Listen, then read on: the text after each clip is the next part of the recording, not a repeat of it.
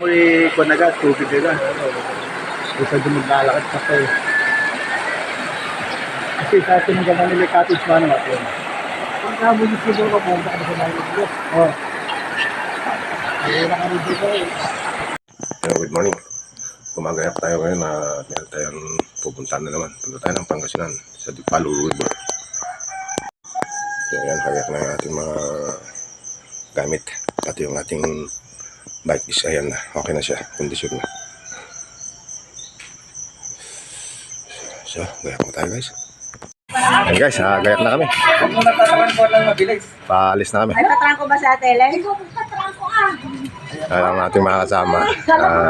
Sila pian. Okay, baka yung biyahe namin guys.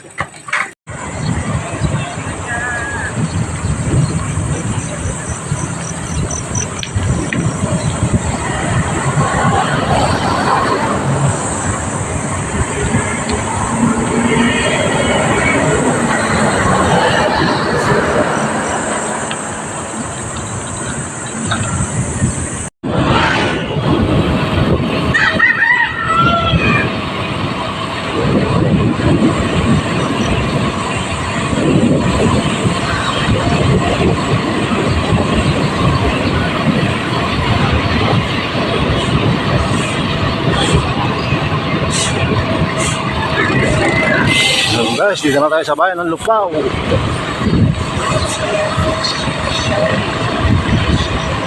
Shout out, shout out.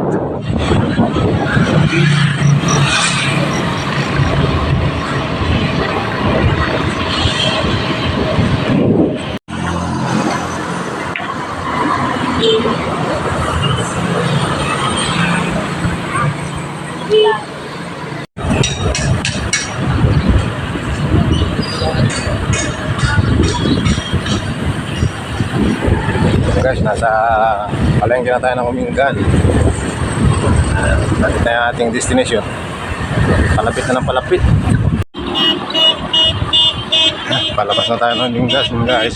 And then ito, pagdating natin, sakop na ito ng San Tintin. Lapit-lapit na tayo guys.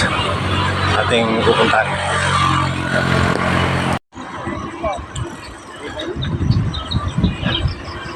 Guys, malapit na tayo sa ating destination.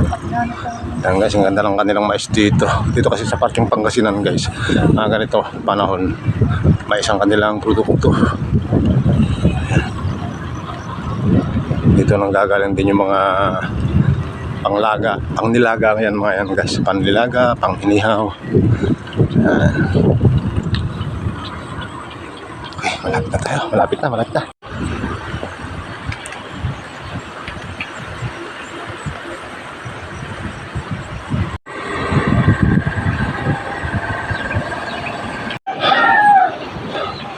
Ayan guys, nakarating na tayo.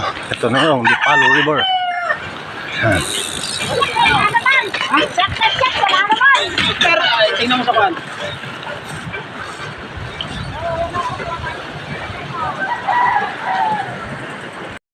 Ayan guys, hindi na tayo sa loob. Hanap tayo ng ating cottage guys. Ayan. Hindi na tayo sa loob mismo ng Dipalo River.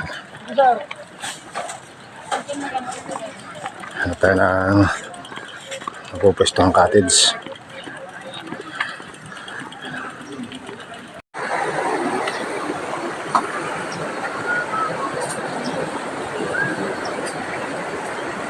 Ayan guys, ito yung napili naming kubo. Dito tayo magbubudol fight.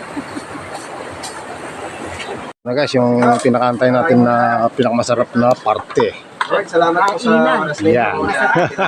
Yan yung aming dinayo dito guys. Nagsama-sama ngayon upang aming bigyan ng halaga ang pamamalagi Panginoon ng aming kapatid, si Kuya Langren Panginoon sa amin dito sa Pilipinas, lalo naman sa kanyang asawa Panginoon, na kung saan nakasama niya Panginoon sa ilang araw, ilang buwan.